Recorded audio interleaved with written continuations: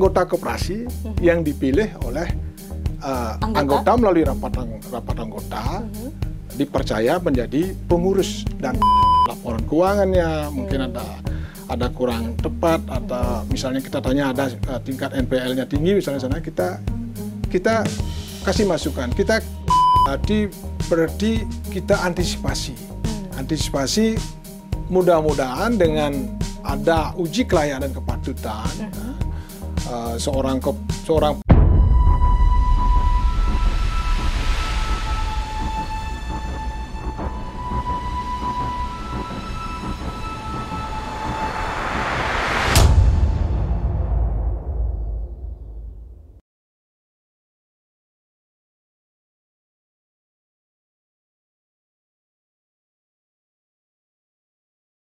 Om Swastiastu, Assalamualaikum warahmatullahi wabarakatuh, salam sejahtera, namo buddhaya, salam kebajikan bagi kita semua. Hai, selamat datang, selamat pagi semuanya Bapak Ibu ASN di lingkungan pemerintah Provinsi Bali. Selamat datang kembali di podcast ASN Bali Bisa.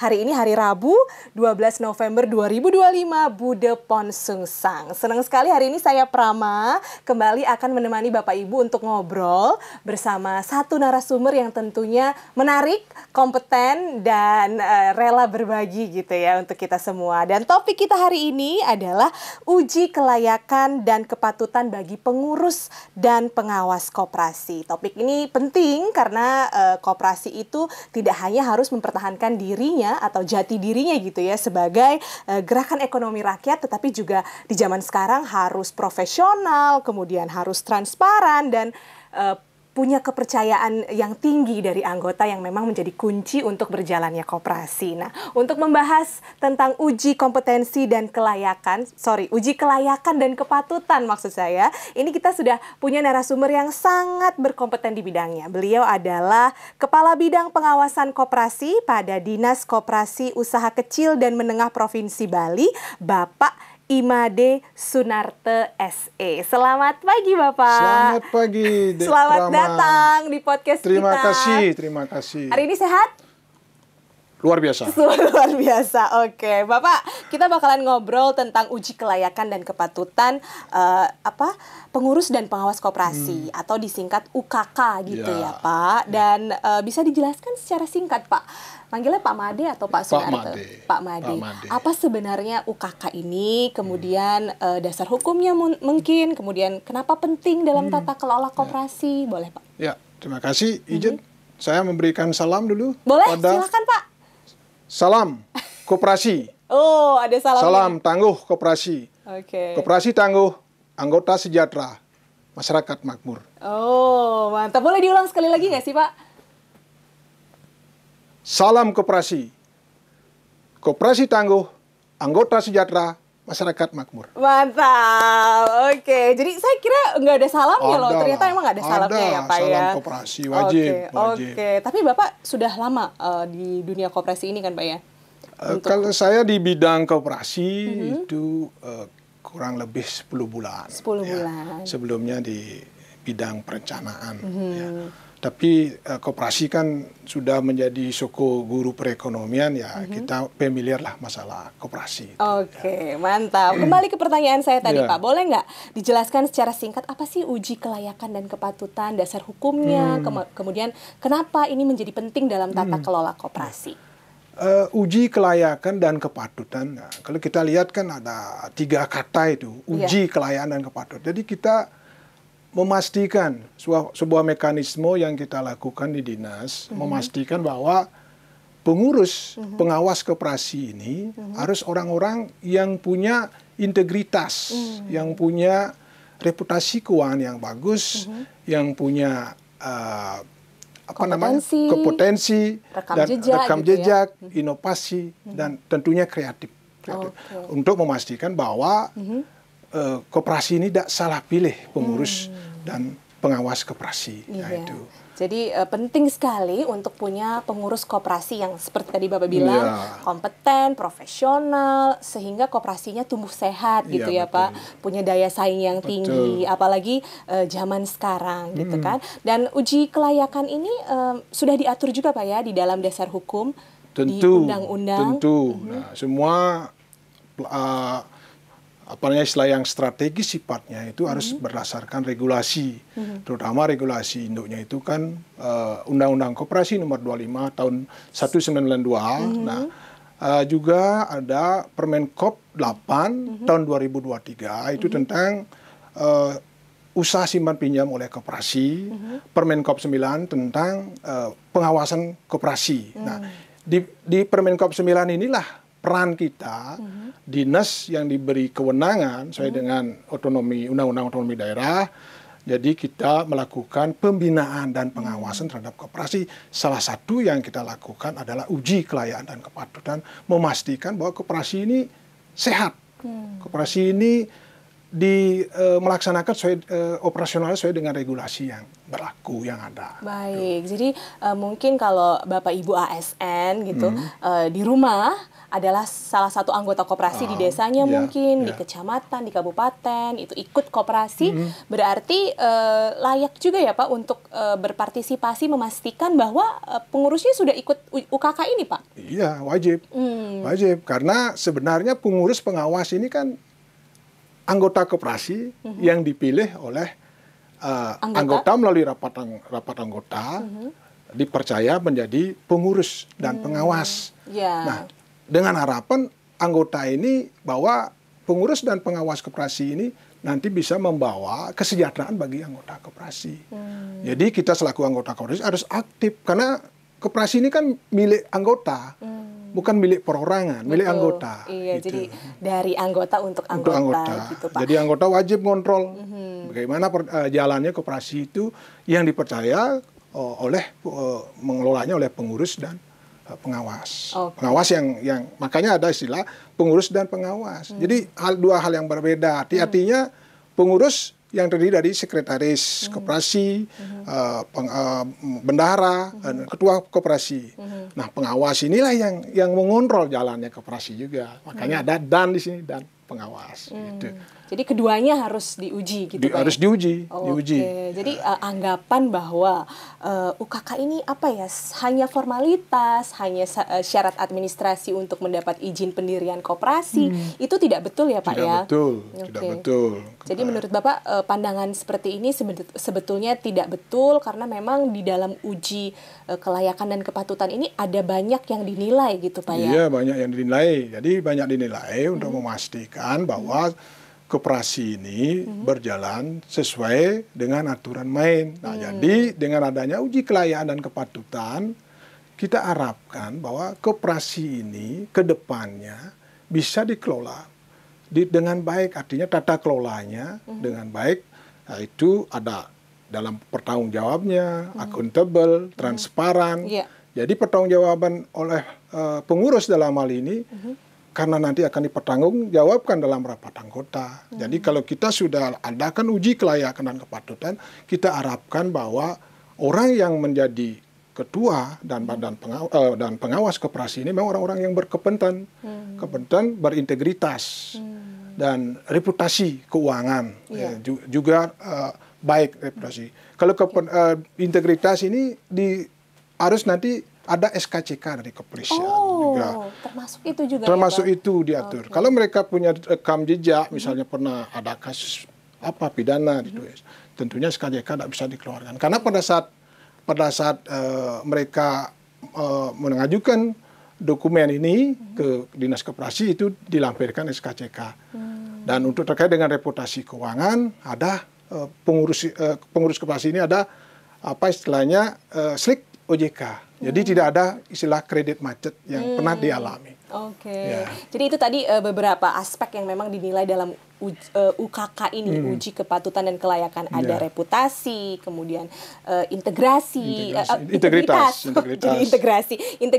reputasi keuangan, ada kompetensi. Termasuk juga mungkin karena sekarang perkembangan zaman sudah sudah maju gitu, termasuk kreativitas dan inovasi juga ya Pak. Iya, wajib. Karena kreativitas dan inovasi ini kan tatkala ketua ini merumuskan arah kebijakan koperasi apalagi sekarang dengan sistem digital ya, jadi harus adaptif dengan perubahan. Iya, betul. Tidak boleh lagi konvensional ya. Konvensional dalam mengurus koperasi itu sudah nggak boleh karena sistem sudah digital kan. Nah, itu. Iya. Jadi itu juga termasuk Sudah penilaian dalam UKK. Wah, keren sekali. Kalau misalnya kita boleh diperdalam lagi, Pak, mekanisme untuk UKK ini seperti apa sih? Apa saja yang dilalui untuk bisa mengikuti UKK? Ya, terima kasih Dek Prama. Ya. Mekanisme dalam mengikuti UKK ini oleh koperasi, pertama koperasi tentunya mengajukan surat ke dinas untuk ikut UKK. Dinasnya itu Dinas Koperasi. Koperasi kabupaten kota atau Kabupaten Provinsi Bali. Sesuai dengan binaannya. Sesuai dengan binaan. Baik. Kalau lintas kabupaten itu menjadi binaan provinsi. Kalau misalnya di kecamatan itu menjadi bisa melaksanakan UKK-nya di Dinas Koperasi Kabupaten Kota. Iya. Itu anunya. Untuk bisa misalnya apa-apa yang tentunya mereka harus menyiapkan dokumen dukung dalam mengajukan UKK. Nah, dokumen ini dikirim ke dinas. Nah, kita lakukan verifikasi. Di dinas. Misalnya kalau dokumen persyaratan yang sesuai dengan Jukla nomor 1 tahun 2024 tentang UKK sudah lengkap, kita lakukan verifikasi. Kalau ada dokumen yang kurang, kita beritahu informasikan koperasi untuk melengkapinya. Kalau misalnya dokumennya ini sudah lengkap, ya sesuai dengan Jukla yang tadi saya bilang, itu lanjut kita jadwalkan untuk pelaksanaan UKK.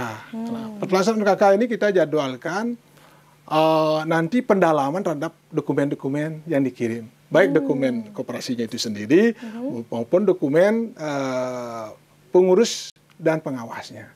Itu kita adakan pendalaman melalui wawancara. Wawancara dengan uji ini maksudnya wawancara Pak ya. Jadi bukan kayak tes ABC gitu.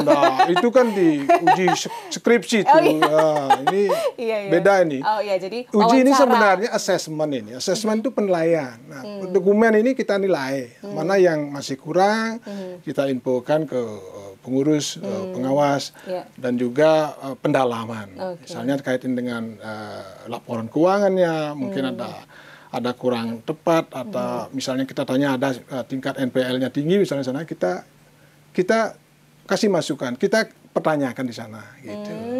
Jadi sambil juga kita atau dinas koperasinya mencari tahu kira-kira kedalamannya sampai sejauh mana pengurus dan pengawas ini memahami kondisi koperasinya, sekaligus juga melengkapi kekurangan-kekurangan dokumen. Betul Dek Prama. Karena sebelum kita adakan uji, sudah adakan wawancara, kita istilahnya pembukaan dulu dengan ketua, dengan badan pengawas juga gitu. Jadi kita berikan pemahaman tentang uji kelayakan kepatutan. Nah, setelah itu masing-masing pengurus dan pengawas ini nanti mempresentasikan profil. Misalnya ketua koperasinya mempresentasikan profil koperasinya. Apakah ada visi misinya, apalah segala itu di sana kan. Nah, juga pengawasnya. Pengawas juga menyampaikan. Iya. Soalnya di pikiran saya Pak, uji kepatutan dan kelayakan ini selayaknya uji kompetensi gitu. Kita ditanyain teori gitu. Berarti enggak gitu ya Pak? Tetap kita pertanyakan. Tetap. Artinya tapi pendalaman istilahnya. Misalnya Bapak seorang misalnya di Prama seorang sekretaris, apa tugasnya? Tetap ada teorinya. Ada teorinya, kita nanyakan itu. Nanti pendalaman fungsi sekretaris itu apa aja, itu tanya. Misalnya ada peraturan-peraturan baru, seorang sekretaris koperasi sudah tidak mensosialisasikan ke anggota, jabat istilahnya dengan ketuanya, dengan pengurus yang lain gitu, dengan pengawasnya gitu. Kita tanyakan itu. Nah, harapan kita bahwa mereka tanggap terhadap iya. regulasi yang dikeluarkan oleh Regulasi, pemerintah. baik. Soalnya di pikiran saya nih ya Pak, yang orang awam, rasa-rasanya uji kelayakan dan kepatutan ini seperti kayak kita duduk di depan komputer, kemudian kita harus mengerjakan soal, berarti bukan seperti itu ya Pak ya. Bukan. Jadi pengurus dan pengawasnya presentasi sambil nanti ada pertanyaan dari Dinas Koperasi. Kita ada tim, Mbak Rama. Ada tim yang menguji gitu, tim, Pak? nanti ada SK Kepala Dinas. Nah, timnya ini juga orang berkompeten. Paling tidak ada eselon 3 yang membidangi koperasi. Kita juga ada Japung, pengawas koperasi. Duduk di tim itu. Nah, secara di Jukla 1 tahun 2024 itu diatur minimal eselon 3 dan Japung pengawas koperasi ahli muda duduk di tim itu.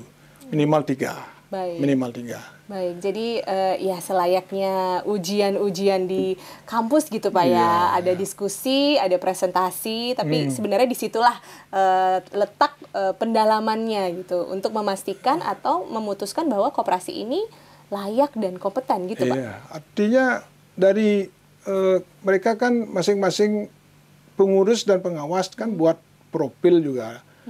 Istilahnya kertas kerja. Nah, itu kertas kerja itu kita dalami. Apa yang telah dibuat udah sesuai atau gimana kan gitu. Oke Pak, kalau misalnya kita boleh nggak sih diperdalam gitu Pak, diperjelas sebenarnya uji kepatutan dan kelayakan ini mekanismenya seperti apa Pak Made? Ya, terima kasih di Prama. Kalau uji kelayakan dan kepatutan mekanismenya ini, pihak koperasi, pihak koperasi dalam hal ini dia mengajukan surat, ya Pak, surat permohonan kepada Kepala Dinas Koperasi UKM Provinsi Bali, melalui untuk bisa ikut uji kelayakan dan kepatutan. Jadi kita respon suratnya, terus pihak koperasi mengajukan dokumen. Dokumen itu terdiri dari 2, dokumen koperasi itu sendiri dan dokumen calon pengawas dan calon pengurus dan pengawas koperasi. Yang diajukan ke dinas dokumen, kita adakan verifikasi dokumen tersebut. Nanti kalau ada kekurangan dokumen, kita surati kita informasikan gitu ya, agar dilengkapi. Nah, misalnya dokumen sudah lengkap, kita jadwalkan. Kita jadwalkan untuk diadakan uji kelayakan dan kepatutan. Jadi nanti pelaksanaan ujian ini atau uji ini ada di kantornya Dinas Koperasi ya Pak berarti? Ada di kita.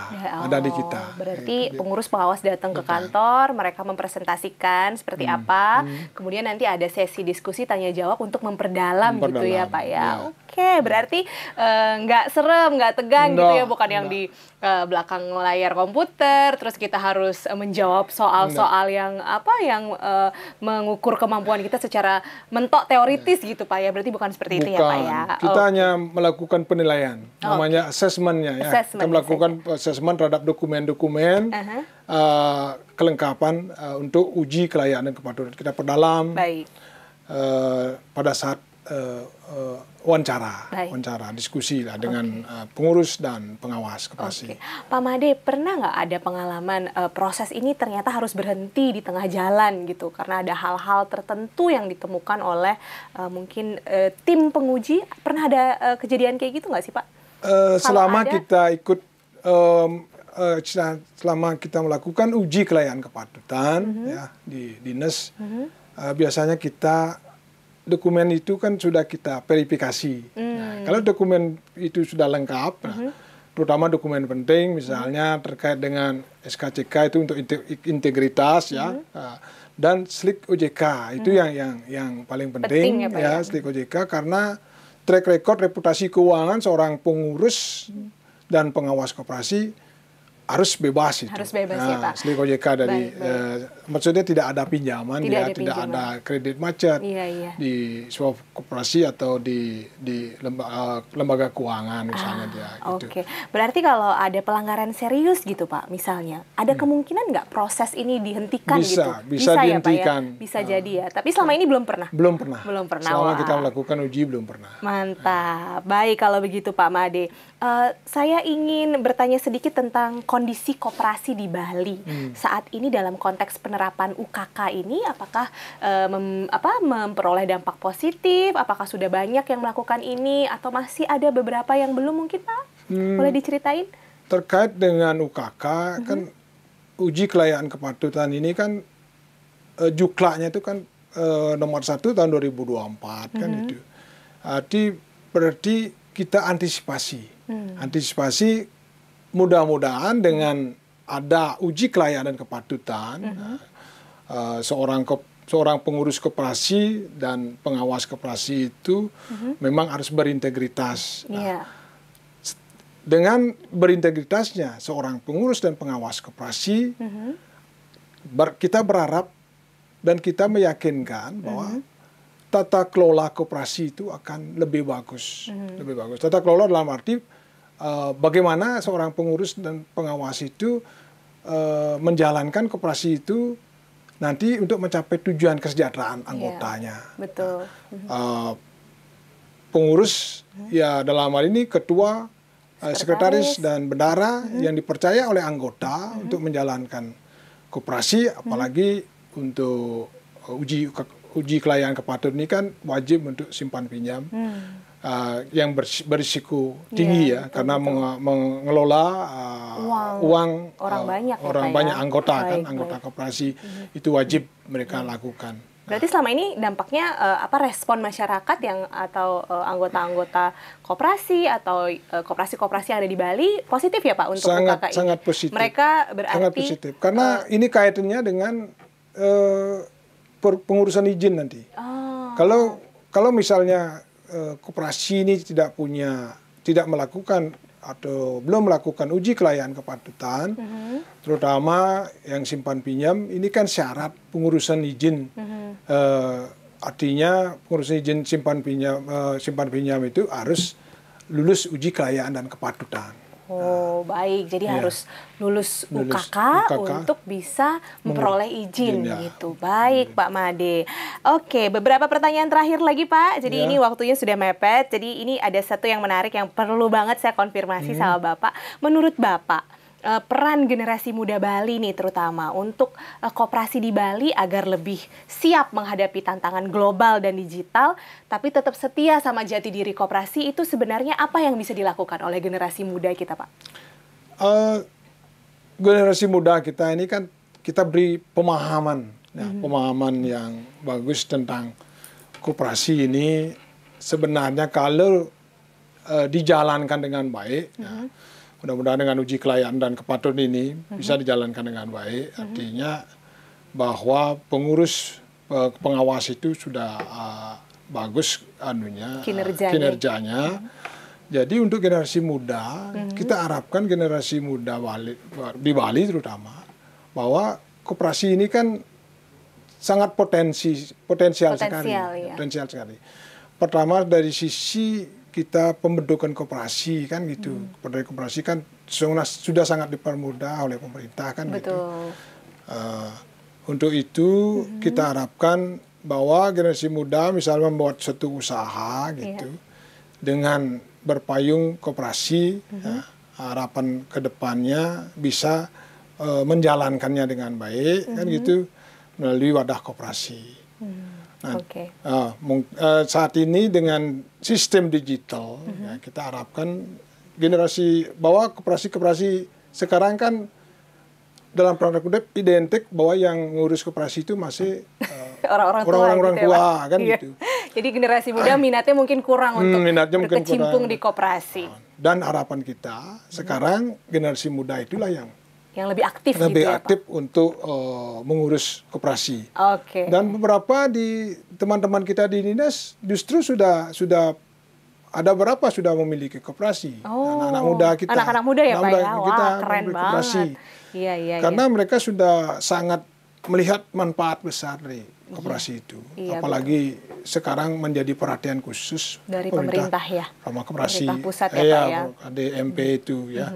Koperasi Koperasi desa, kelurahan merah Kelurahan putih. Merah Putih. Iya, jadi sedang Karena digalakan lagi oleh sebagai pemerintah. soko guru perekonomian kan gitu. Iya, betul. Artinya mendapat perhatian khusus dari Oke, pemerintah. baik Pak Made. Untuk pertanyaan terakhir nih, ini Bapak boleh share mungkin ke teman-teman yang lagi nonton, yang juga menjadi pengurus, pengawas, dan anggota koperasi, apa sih pesan-pesan Bapak sebagai kepala yang membidangi urusan koperasi ini? Silakan Pak, sebagai closing statement-nya. Ya, para pengurus dan pengawas koperasi, calon pengurus dan pengawas koperasi,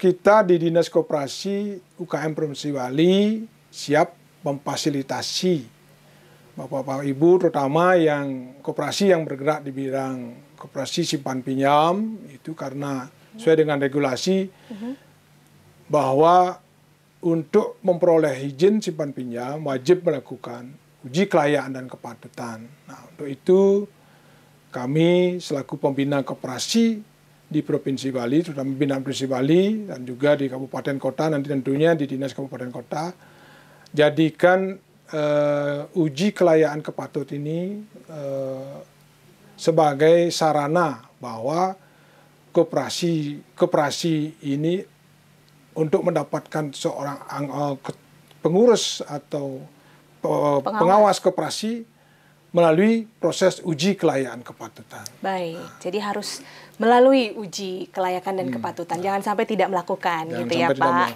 Baik, terima kasih banyak Pak Made atas penjelasan yang sangat komprehensif. Sekali lagi narasumber kita hari ini adalah Bapak Imade Sunarte. Beliau adalah Kepala Bidang Pengawasan Koperasi ya Bapak ya. Semoga apa yang Bapak sampaikan bermanfaat bagi kita semua dan kita menjadi semakin paham bahwa UKK itu bukan hanya persyaratan administratif atau formalitas saja, tetapi menjadi fondasi bagi tumbuh kembang koperasi agar menjadi koperasi yang sehat, profesional, dan memiliki daya saing yang tinggi dan sesuai dengan perkembangan zaman, gitu ya Pak ya. Semoga obrolannya memberikan inspirasi dan kami ingin mengingatkan teman-teman semua, mudah-mudahan podcast ini juga selalu bisa menginspirasi kita semua untuk terus berkarya, mengabdi, dan berkontribusi untuk Bali yang sejahtera. Terima kasih untuk yang sudah mendengarkan episode hari ini. Kita ketemu lagi di episode berikutnya. Jangan lupa subscribe, like, dan juga komennya. Kalau ada yang mau kasih komen ke kita seneng banget. Dan nonton podcastnya sampai selesai, kita apresiasi banget. Sekali lagi terima kasih. Saya tutup dengan Paramasanti. Om Santi, Santi, Om. Waalaikumsalam warahmatullahi wabarakatuh. Ketemu lagi di episode berikutnya. Sampai jumpa.